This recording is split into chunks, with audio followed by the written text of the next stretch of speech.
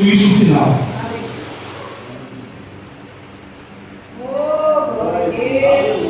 Quero esperar que a igreja toda abra, para que possa estar acompanhando a leitura. E diz assim: e vi um grande trono branco, e o que estava sentado sobre ele, de cuja presença fugiu a terra e o céu, e não se achou lugar para eles. E vi os mortos, grandes e pequenos, que estavam diante do trono, e abriram-se os livros, e abriu-se outro livro, que é o da vida, e os mortos foram julgados pelas coisas que estavam escritas nos livros, segundo as suas obras. E deu o mar os mortos que nele havia, e a morte e o inferno deram os mortos que nele havia, e foram julgados cada um segundo as suas obras. E a morte e o inferno foram lançados no lago de fogo. Esta é a segunda morte. E aquele que não foi achado escrito no livro da vida foi lançado no lago de fogo. Agora vamos fazer a terceira leitura, que está no capítulo de número 21, do versículo 1 ao versículo 4, e aí nós terminamos a leitura e podemos nos assentar para estar ouvindo aquilo que Deus vai falar nesta manhã. Que diz assim: e vi um novo céu e uma nova terra, porque já o primeiro céu e a primeira terra passaram, e o mar já não existe. E eu, João, vi a santa cidade, a nova Jerusalém, que de Deus descia do céu, adereçada como uma esposa ataviada para seu marido. E ouvi uma grande voz do céu que dizia: eis aqui o tabernáculo de Deus com os homens, pois com eles habitará, e eles serão o seu povo, e o mesmo Deus estará com eles, e ele será o teu Deus. Versículo 4: e Deus limpará dos seus olhos toda lágrima, e não haverá mais morte, nem pranto, nem clamor, nem dor, porque já as primeiras coisas são passadas. Repita novamente comigo, igreja: e Deus limpará dos seus olhos toda lágrima, e não haverá mais morte, nem pranto, nem clamor, nem dor, porque já as primeiras coisas são passadas. Quem pode glorificar o Senhor? Pode se assentar, é de suma importância essa leitura que fiz aqui por essa manhã. O Senhor me orientou para que passasse para a igreja. Vemos aqui que nós fizemos 3 leituras. A primeira leitura, a qual foi lida, foi a leitura na primeira igreja, dentro das 7 igrejas abertas pelo apóstolo Paulo em suas viagens missionárias. A primeira igreja é a igreja de Éfeso, a segunda igreja é a igreja de Esmina, a terceira de Pérgamo, a quarta de Sardes, a quinta de Tiatira, a sexta Filadélfia e a sétima Laodiceia. Vemos que para cada igreja o Espírito de Deus, ou seja, o próprio Senhor Jesus Cristo, ele dá uma orientação diferente para cada uma. Mas de todas as 7 igrejas, o Senhor repete uma frase de modo peculiar. E a frase que o próprio Senhor Jesus Cristo diz a cada uma das 7 igrejas é que Ele sabe a obra das igrejas. Ele sabe de todas as igrejas. Ele sabe o que está acontecendo na igreja que está presente em Cuiabá. Ele sabe o que está acontecendo na igreja que está presente em Óbidos. Ele sabe o que está acontecendo na igreja que está em Alto Paraguai. Ele sabe o que está acontecendo na igreja que está em Anápolis. Ele sabe de todas as 7 igrejas que estão abertas com essa placa, com essa placa: se Deus é por nós, quem será contra nós? Igreja do Senhor Jesus Cristo, Deus tem uma palavra nesta manhã, e Ele manda já dizer já de imediato: eu sei as tuas obras. Deus, Ele sabe a tua obra na hora que você está louvando nesta cadeira. Deus, Ele sabe da tua obra na hora que você está com este microfone na mão. Mas Deus também sabe da tua obra no momento que você está na tua casa,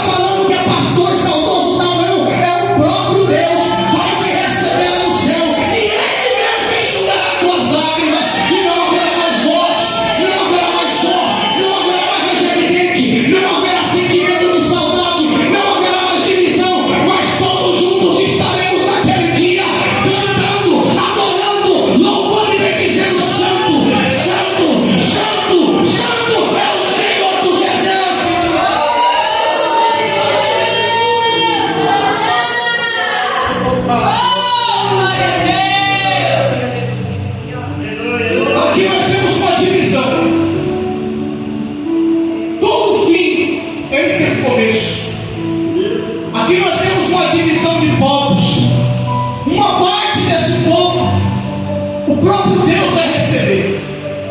Outra parte desse povo será lançada no lago de fogo, assim como já foi dito. Mas para chegar a esse ponto, pastor, teve que ter um início. E toda entrada errada compromete muitas das vezes uma saída. Às vezes nós começamos bem, às vezes nós começamos a trabalhar, às vezes no início o nosso alvo somente é Cristo. Caminhamos, mas muitas das vezes nós esquecemos dos mandamentos, esquecemos do estatuto, esquecemos das ordenanças. Deus, ele cria a terra e o céu dentro do período de tempo de 7 dias. No princípio, a Bíblia diz no capítulo 1, no versículo 1 do livro de Gênesis, que no princípio a terra era sem forma e vazia, e havia trevas na face do abismo. E disse Deus que haja luz, e houve luz. E viu Deus que essa luz era boa, e fez separação entre luz e trevas. Separação é uma palavra dentro do nosso idioma, mas nas Bíblias mais antigas, qual eu já li, tem lido de anos atrás, de 20, 30 anos atrás, esse mesmo texto diz que Deus santificou a terra, as trevas da luz. Ou seja, santificação é uma palavra que vem do grego e se traduz dentro do nosso idioma, na etimologia, como separação. Deus fez separação, assim como ele também nos separou das trevas do Antigo Caminho, meus amados. E a Bíblia diz que Deus, ele fez o projeto homem. O projeto homem foi algo feito pela própria mão de Deus. Deus, ele quando constrói todas as coisas, ele diz a palavra haja luz, e houve luz. Mas Deus, quando ele vai fazer o homem, ele já não trabalha dentro do singular, ele já vai para dentro do plural, e ele diz façamos. Quer dizer que ele não estava sozinho, tinha a presença do Deus Pai, tinha a presença do Deus Filho, e tinha a presença do Espírito Santo ali naquele trabalho. E Deus, ele faz o homem a tua imagem e a tua semelhança, e coloca num jardim conhecido como Jardim do Éden, ou seja, paraíso. Mas ele coloca e entrega tudo sobre posse na mão deste homem. Ele entrega tudo, ele dá ordem para que esse homem coloque nome nos animais, entrega tudo, tudo era perfeito, não havia doença, não havia mal algum dentro daquele lugar. Mas vimos que o Senhor, ele dá apenas uma ordenança. Ele fala: não, de tudo podereis comer, mas da árvore que se encontra no centro do jardim, nessa não toqueis. Porque Adão, a partir do momento que você tocar nessa árvore e comer deste fruto, você terá seus olhos abertos, e você será como um de nós. Outra vez, Deus repete dentro do plural. Vemos que passa-se o tempo. A Bíblia diz que Deus notou que Adão estava só, e não é bom que o homem viva só. Deus faz com que este homem entre num grande sono. A partir do momento que ele se adormece, Deus tira uma de suas costelas e faz a mulher, a adjuntora, a companheira, aquela que vai estar presente no dia a dia, aquela que vai estar nos dias de angústia, aquela que vai estar nos dias de aflição, aquela que vai passar os períodos bons, mas ela vai estar firme com você, principalmente nos momentos mais difíceis, o momento da calúnia, o momento da pedrada, o momento onde a sua conta financeira não vai estar boa, no momento onde você vai estar passando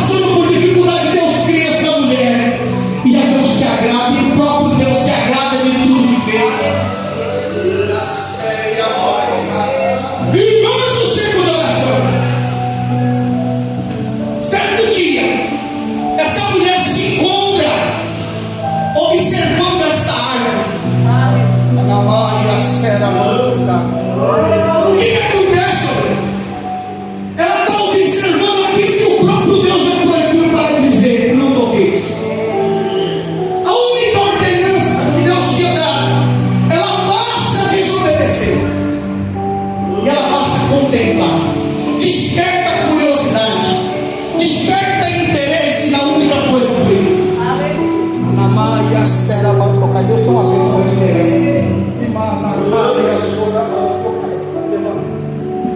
Maia Seramantokai. Abraça ela aqui, irmão. Abraça ela. Amakanaia Sé. Inimikaia Soramantokai. Imicaia Sonamantokai. Deus está tocando. Amanakaia Sé. Sinta a minha presença. Sinta a minha presença. Sinta a minha presença, diz o Senhor dos Exércitos. Estou tocando na Macaia Seramantocaia Sé. Imicaia Soramantocaia Sé. Estou visitando um familiar teu, mulher. Isso aqui não é conversa de pregador, não. Camantocaia Sé. Por esses dias verás a diferença em um de sua casa. Maia Soramantocaia. E essa mulher, ela para de frente à árvore que estourou. Sabe o que acontece, pastor? Ela para de frente àquilo que Deus falou para não tocar.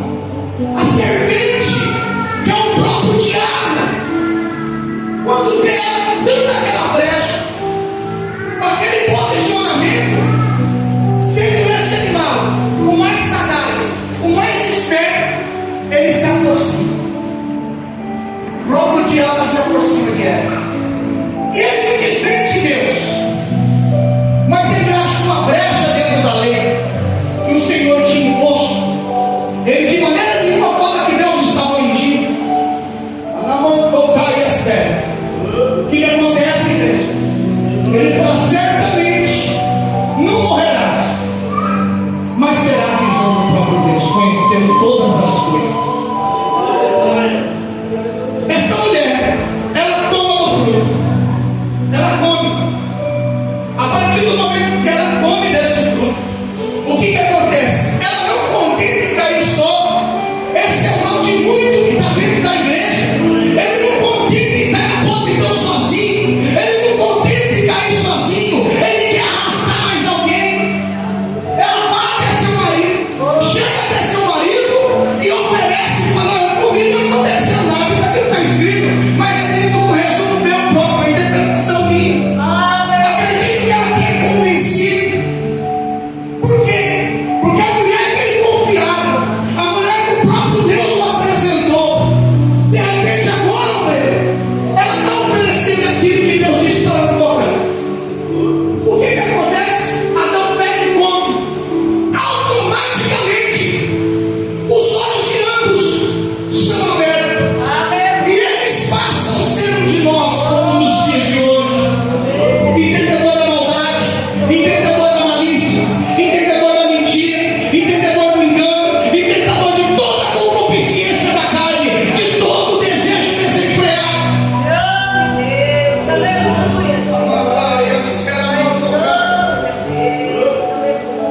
Toda virada de tarde, o Senhor descia ao jardim. Ele tinha um particular direto com Adão. Era uma amizade. Nessa amizade, pastor, tinha intensidade nessa amizade.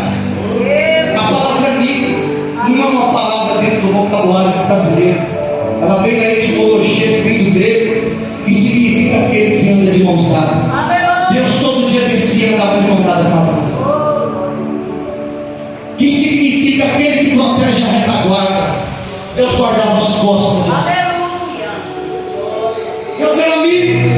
A palavra amigo também significa aquele que ajuda a carregar o fardo. Você tem ajudado a carregar o fardo? Tem sido amigo? Você tem sido amigo daquele que te preside, daquele que te lidera, da sua liderança? Amar, ser na mão do tocar. O amigo ele ajuda a carregar o fardo. O amigo ele não põe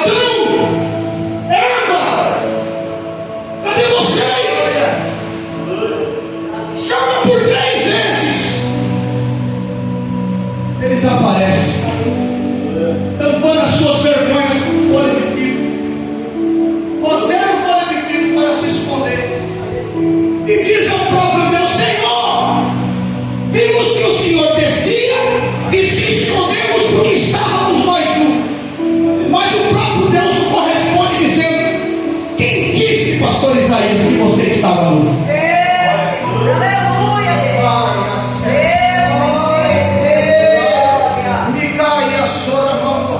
Quem te disse que você estava nu? Macaia, se porventura comeste do fruto que eu te ordenei outrora para que não comeste, acontece a primeira reunião, acontece a primeira assembleia, o primeiro pastor cai.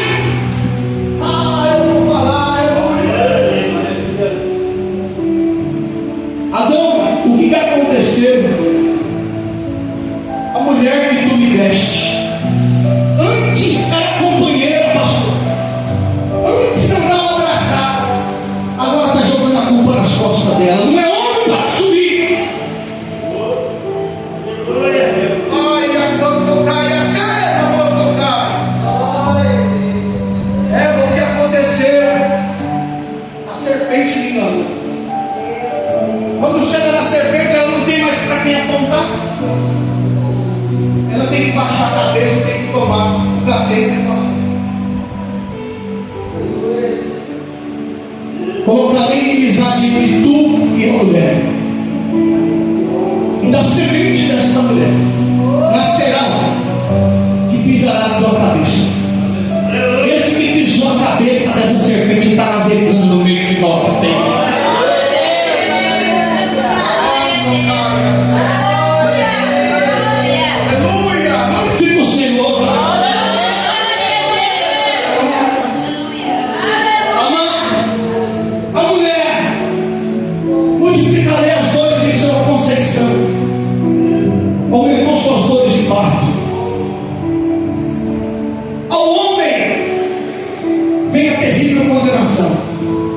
Porque não sofre só o homem, toda a terra sofre por causa do homem.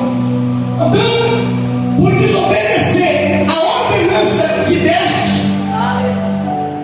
tu és pó, e ao pó tu voltará. Viverá do suor do teu rosto, e maldita é a terra por causa de vós. São expulsos do paraíso. O paraíso é selado. Dentro desse jardim tinha duas árvores: a árvore da vida e a árvore do conhecimento do bem e do mal. Se porventura Adão tornasse a desobedecer agora em pecado e comesse do fruto da árvore da vida, ambos viveriam eternamente em pecado e o diabo venceria. Por amor de nós, Deus nos expulsa do jardim, porque Ele tinha um plano de salvação. O que acontece? Passa-se o tempo, ninguém consegue vencer o pecado. O que é o pecado? A palavra pecado, ela significa transgressão, ou seja, descumprimento de lei, descumprimento de ordem. Você passa a ser transgressor quando transgride uma das leis do próprio Deus. E meus amados irmãos, Adão cometeu esse pecado. O pecado, ele simboliza uma ponte que foi quebrada, ou seja, Deus está do lado do rio, o homem está do outro lado. O homem não pode ir até Deus e Deus não pode ir até o homem. Essa ponte de ligação quebrou por causa do pecado. Somente o pecado pode te afastar de Deus. Somente o pecado pode distanciar você da presença do nosso Senhor Jesus. Mas Deus, por amor de nós, Ele prometeu que enviaria um. E este um, ele vem sendo narrado pelas bocas dos profetas que foram enviados à terra para conduzir o povo. Deus envia Abraão, Deus envia Moisés, Deus cria Israel com suas 12 tribos, Deus resgata Israel da mão de Faraó, Deus começa a cumprir, Deus levanta Davi. Após Davi, 14 gerações após Davi, vem José, vem Maria e nasce o menino Jesus. A Bíblia não relata muito sobre esse jovem. A Bíblia relata uma passagem que ele tinha por volta de 12 anos de idade, e depois vai falar quando ele inteira seus 30 anos, porque um sacerdote, ele só poderia exercer a sua função de sacerdote dentro de Israel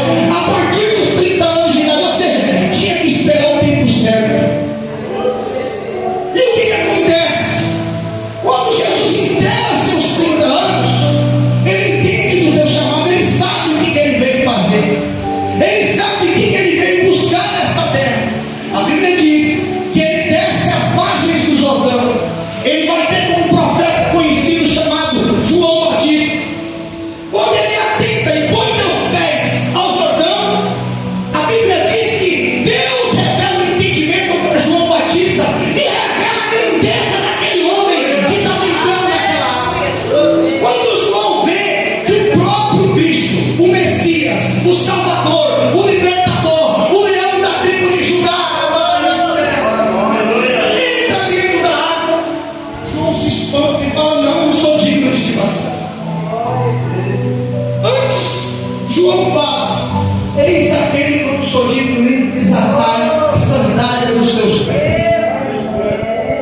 Jesus, para ter cumprimento das Escrituras, ele chega até João e fala: João, tens que me batizar para que se cumpra a lei e os profetas. Aleluia. Jesus, ele se batiza, mas que propósito do batismo?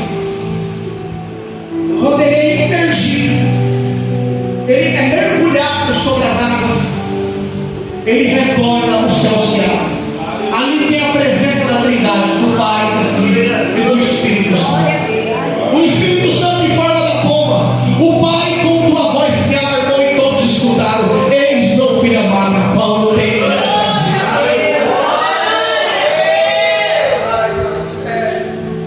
O que acontece, igreja? Pelo mesmo Espírito que ele é levado ao Jordão, ele é guiado agora ao deserto. Chegando ao deserto, pastor, ele vai começar um jejum prolongado de 40 dias. A Bíblia fala 40 dias. Por quê? Ele se batizou. Agora ele tem que se preparar. Tem muito grande que se batiza, mas não quer se preparar. E deserto é lugar de quê? Lugar de preparação. Deserto não mata crente. Deserto não fortalece crente. Deserto não deixa crente doente, não. Deserto cura doente. Vamos se findar aos 40 dias. Aparece o diabo, ele retorna a aparecer.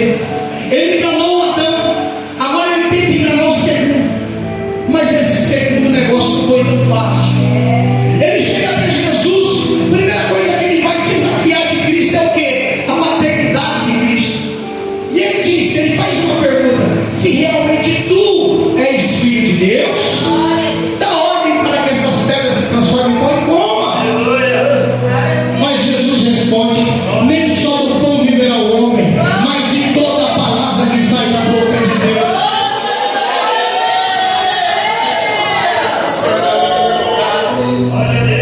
O que acontece? O diabo pega Jesus, pastor.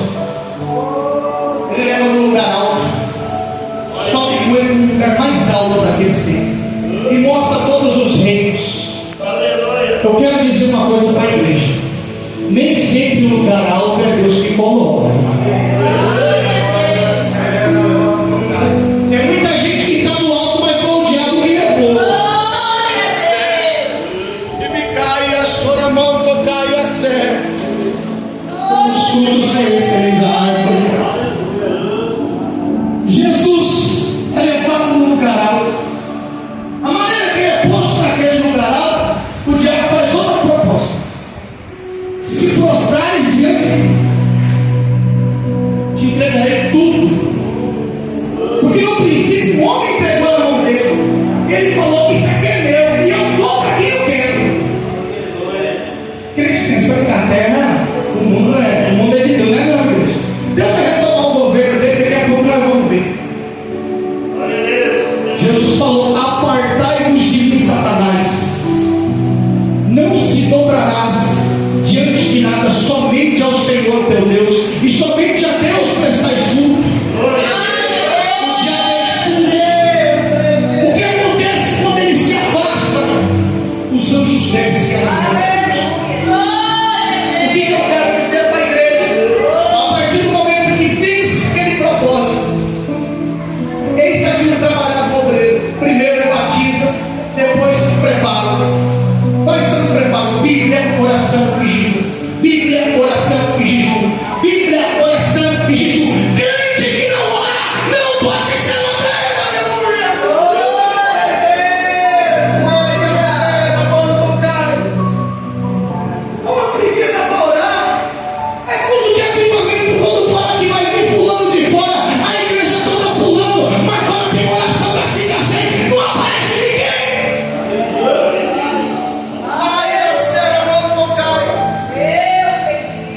Jesus vai à margem do mar.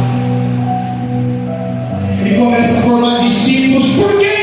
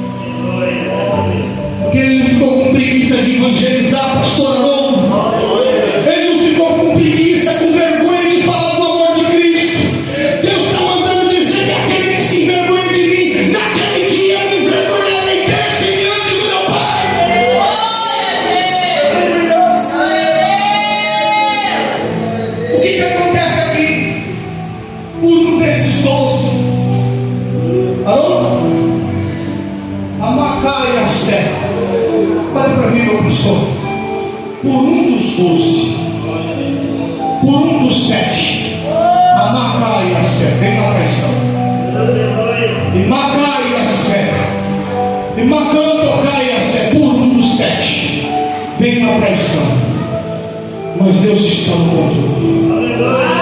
Amai, amacão, tocar e a cena mão tocar. Esse se levanta,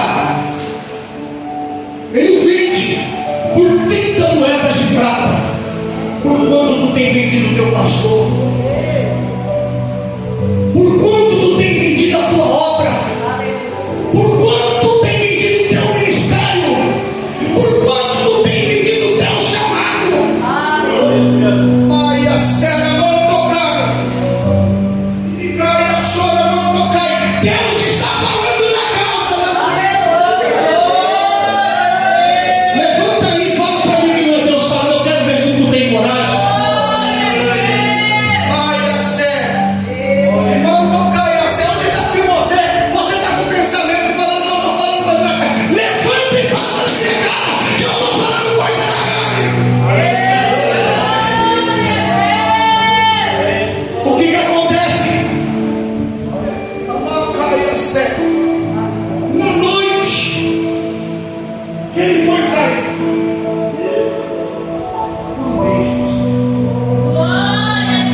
Tem gente que está te alisando, mas está te traindo com intenção de te matar.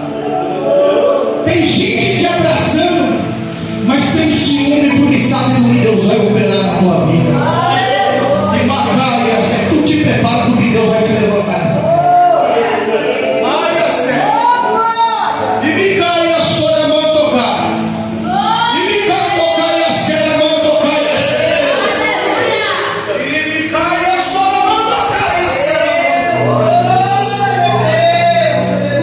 Ele é levado para um lugar chamado Sinédrio.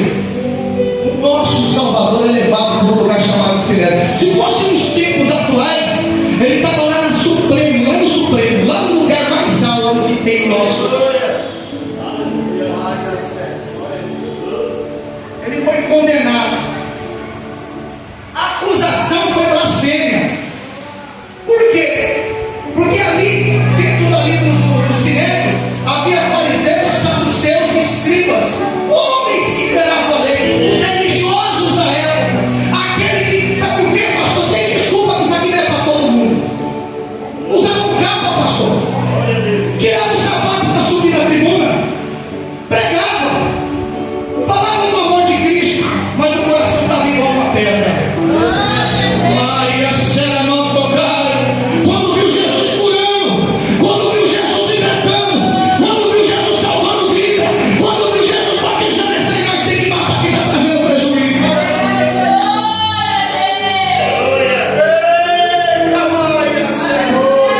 Esse aí tem que morrer. E tentaram no meio da madrugada, tornam a tentar Jesus, dizendo: vai, diz aí na nossa frente se você é verdadeiramente filho de Deus. Jesus responde: eu sou. Antes de Abraão eu sou, antes de Moisés eu sou. Mas quando Jesus fala, a terra treme, pastor. A palavra de Cristo ela não é vazia. Jesus, quando chega na frente do túmulo de Lázaro, ele chega à frente daquele túmulo. A Bíblia diz que fazia 4 dias que Lázaro já havia morrido. Então ele já estava em estado de purificação. Uma pessoa que já tem 4 dias que morreu, o seu sono já não existe mais, os cabelos já caíram da cabeça. Mas quando Jesus fala: Lázaro, sai para fora, a palavra entra lá, fala: Lázaro, levanta, porque quem deu ordem, eu não posso voltar sem você. A palavra de Cristo não é a minha palavra, não. Se Cristo te prometeu algo, fica na presença, permaneça no centro da vontade, que passarás os céus e a terra, mas a palavra dele não vai passar.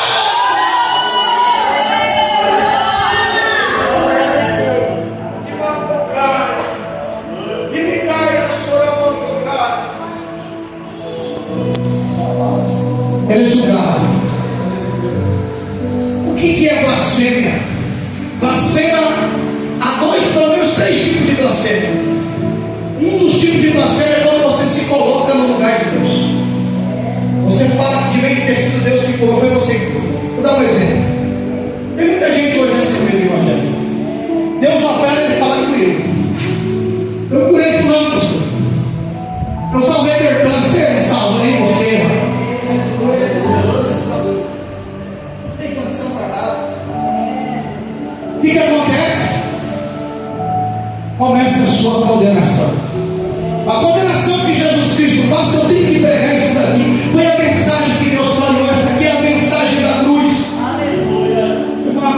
Sério. Pastor, sabe por que esse tipo de mensagem acabou? Porque esse tipo de mensagem não dá oferta. Esse tipo de mensagem, você só é chamado uma vez na igreja. Vai ser bem difícil eu voltar aqui em obras. Mas a palavra de Deus é sempre pregada, pastor.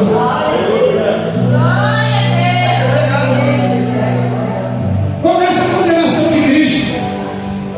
A primeira vergonha que Cristo vai sofrer se chama vergonha da nudez. Ele é todo despido, ele fica nu. A partir do momento que Jesus fica nu, ele é condenado a levar 40 açoites de soldado romano. Só que se ele sofre uns 40 açoites, o que acontece? Ele fica vencido do resto da condenação. Então ele toma 40 menos 1, ou seja, 39 açoites. Como que era o açoite do soldado romano? O açoite do soldado romano era um açoite todo trançado em couro. Em suas pontas, que eram 4 pontas, havia pedra amarrada, ossos de animais selváticos, dente de crocodilo, ou seja, aquilo quando batia no nosso Salvador, no teu Salvador, no meu Salvador, no Salvador da igreja presente, aquilo dilacerava, aquilo deixava o osso,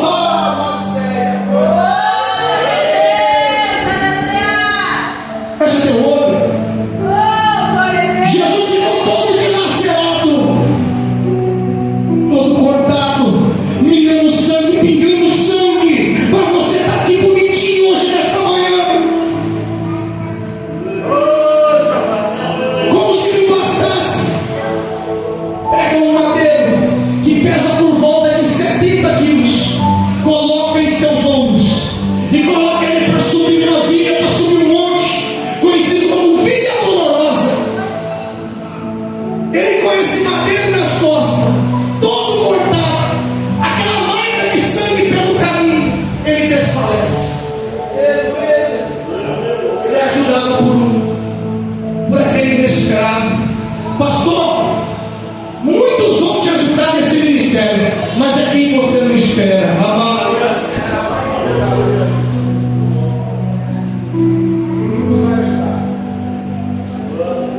O que acontece? Ele sobe a via conhecida como Via Dolorosa, a um lugar chamado Gólgota, traduzido como caveira. Chegando lá neste lugar, prestem atenção, igreja.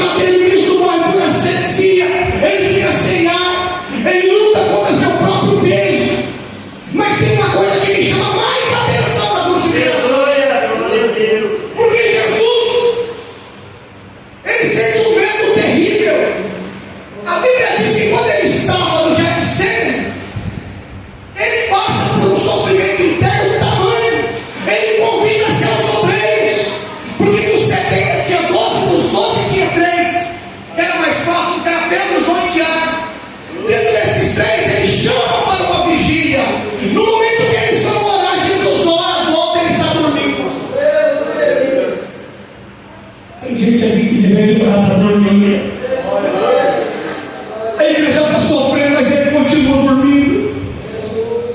A igreja está sangrando, ele continua dormindo. Acorda! Ai, dá certo. O medo era tão grande que de vez de transpirar suor, Jesus passa a transpirar sangue. Qual que era o medo, pastor? Jesus não tinha medo do açoite do soldado romano. Jesus não tinha medo do carro.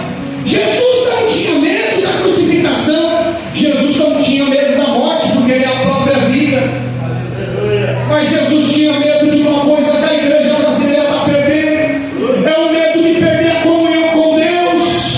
Porque no momento em que ele está perto de sua vida sucumbir, o meu pecado, o pecado da igreja, entra dentro de Jesus Cristo. E quando o pecado se entra dentro de Jesus Cristo, Deus se afasta. Jesus olha para o alto e fala: Pai, por que tu me desamparaste? Aleluia.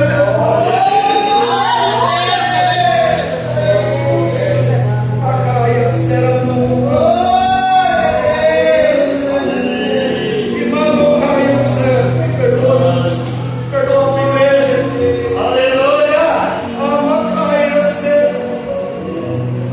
O castigo que nos traz a paz, ele foi ferido por causa das suas, das minhas transgressões. Macaia, chora, mão, tocar. E tem crente batendo no peito pensando que é bom, você não é bom nada, rapaz. Oi, Jesus. Grande é Cristo. O que acontece? Este mesmo, ele sofre uma separação. Lembra que eu falei do pecado no começo da pregação da administração? Que o pecado é a única coisa que te separa de Deus. Se Deus separou de Jesus, você acha que ele não vai separar de você, rapaz? Se Deus apartou de Cristo, pastor, só acha que ele não pode apartar do Senhor? Tá mal, não cai, é certo. Se Deus apartou de Cristo, igreja, ele não pode apartar de você.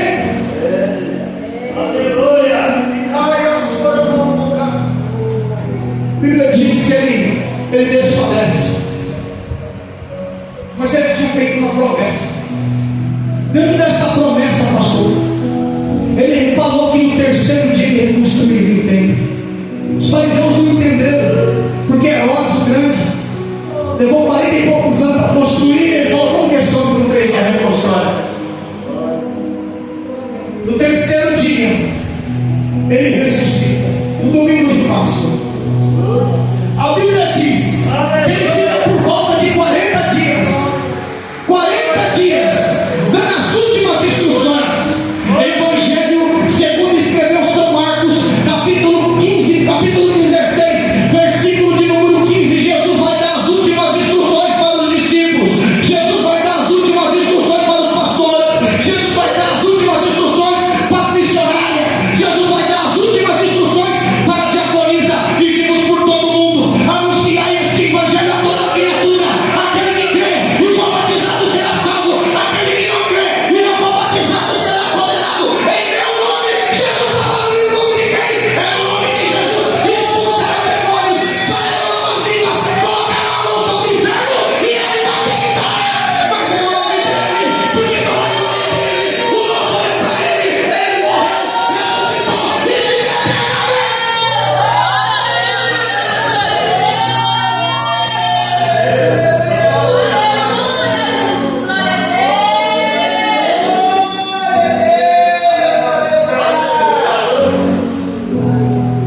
Caia sobre 40 dias.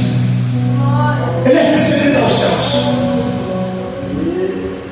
Pastor, deixa eu falar uma coisa que pode te alertar. Sabe por que Jesus foi recebido aos céus? Porque ele foi rejeitado embaixo. E para ser recebido tem que ser rejeitado. Tem muita gente sorrindo, mas de orelha. Aleluia, mas tu vai ser recebido. O importante é ser recebido. Quem te odeia se preocupa, quem percebe não que tu vai ser recebido. Quem vai ser recebido tem que ser rejeitado. Jesus foi rejeitado.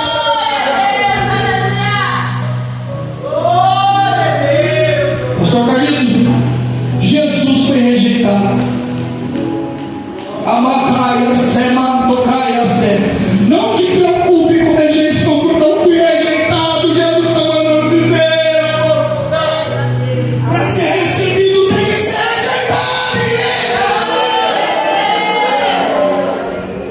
Ele se torna assunto aos céus. No momento que ele chega com os anjos aos céus, o salmista deixa escrito e claro que os anjos que chegam com Jesus às portas, ele fala: abrimos, ó portas eternas, porque é chegado o Rei da Glória. Mas quem está do lado de dentro dessa comunicação, vai perguntar: quem é esse Rei da Glória? É o Senhor, poderoso e forte na batalha. Esse é o Rei da Glória. Mas esse mesmo que subiu, ele irá retornar. E aqui começou a pregar o que foi lido. Para mim chegar onde eu li, pastor, eu tenho que passar por esse caminho. Porque muitos estão pensando que vai ter uma vida dentro dos seus deleites, dentro da sua concupiscência, errando, acusando, tacando pedra, perseguindo e vai ser salvo. Não vai não, você vai para o inferno, rapaz. Se ninguém tem coragem de falar, está aqui um monte de coragem, se você não mudar, tu vai para o inferno. João diz: e vi um grande trono branco. Camacaia, sendo mantocaia. Sobre esse trono passaram-se os céus e a terra. E todos foram chamados, pastor. Foram chamados grandes, foram chamados pequenos. Presbíteros Jefferson, quem que são os grandes? Os grandes são aqueles que receberam autoridade para legislar leis justas aos pobres, para pastorear, para cuidar de rebanho. Mas em vez de cuidar de rebanho, a intenção era sempre derrubar quem tinha um grau acima dele. A intenção. Tem gente incomodada comigo aqui, mas eu não estou vendo, eu vou continuar pregando. Missionária, quem que são os grandes? Políticos corruptos. Nem todo político é corrupto. Eu acredito numa minoria que trabalha com honestidade e com caráter. Quem que são os grandes? Governadores, prefeitos, pastores, homens que receberam autoridade, presbíteros, diáconos, missionárias, diaconisa, que foram separados para fazer toda a boa obra, pastor. Mas em vez de fazer a obra, mandou para teu próprio bolso, comprava e não pagava, enganava, passava por cima de situação. Você devendo, não tem problema não, eu estou devendo também, mas não estamos correndo de quem vai deve, não. O jeito é difícil, é tempo difícil, pastor. É tempo difícil, é? Mas tem gente que virou inimigo. Tem gente que está querendo inimigo. Amaia, cena, mantocaia. Quem que são esses grandes? Os grandes são aqueles que estão dentro da igreja, que receberam a palavra da salvação, porém não as transmite. Inveja, orgulho, soberba.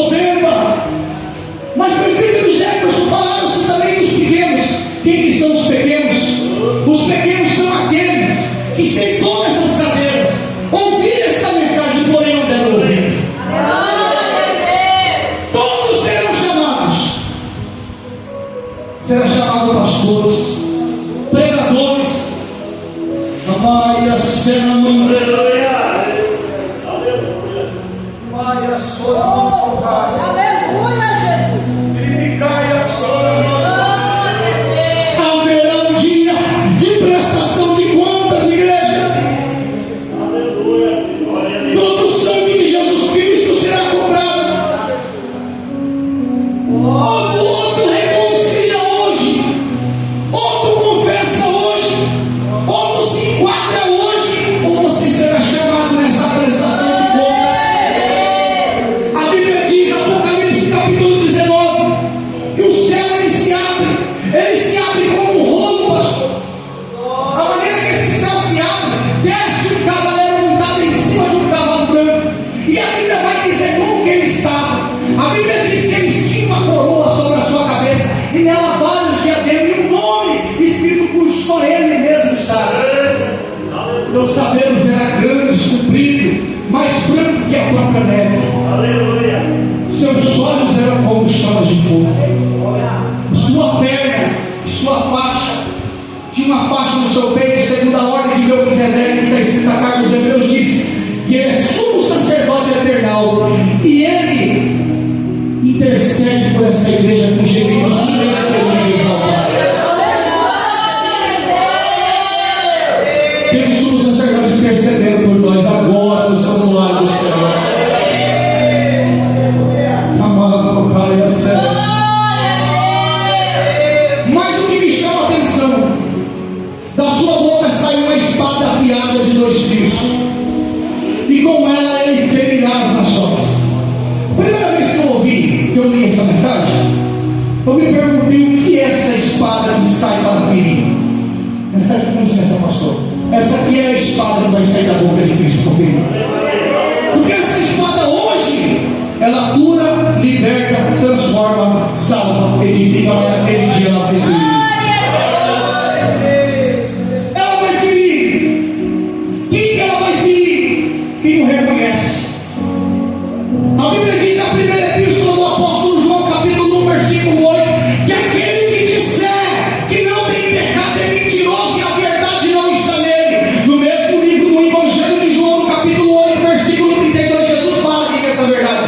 Ele fala: e conhecereis a verdade, e a verdade nos libertará. No capítulo 14, versículo 6, Jesus explica: eu sou o caminho, eu sou a verdade, eu sou a vida. Então aquele que não sabe que tem pecado não conheceu Jesus ainda. Epístola Universal de Tiago, capítulo 2, versículo 10: aquele que cumpre 9 dos 10 mandamentos, mas tropeça em um só ponto, ele é culpado pelos 10. O que te faz você melhor do que teu irmão? O que faz, pastor? O que faz o presbítero ser melhor que o novo convertido?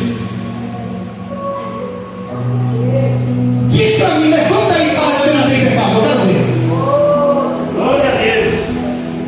Se você não mente, se você não mata, se você não rouba, mas se você fala mal da tua irmã para que você matou, roubou, quem é que tem coragem de levantar e falar que não pegou esse mês? Quem é que tem coragem de falar que não pegou hoje, pastor? Levanta aí. Então a salvação não é pelo que eu faço, mas Jesus diz na sua palavra que sem santificação ninguém verá a Deus. Então nós temos que renunciar, servir a Jesus Cristo com nossas renúncias, mas sabendo que nós somos pobres, cegos, miseráveis, e como o pastor já falou nessa manhã, somos miseráveis. Mas quando reconhecemos Cristo como legítimo e único Salvador das nossas vidas, o sangue de seu Filho amado Jesus nos purifica de todo pecado, de toda injustiça. Ele nos deixa pronto para o arrebatamento da igreja.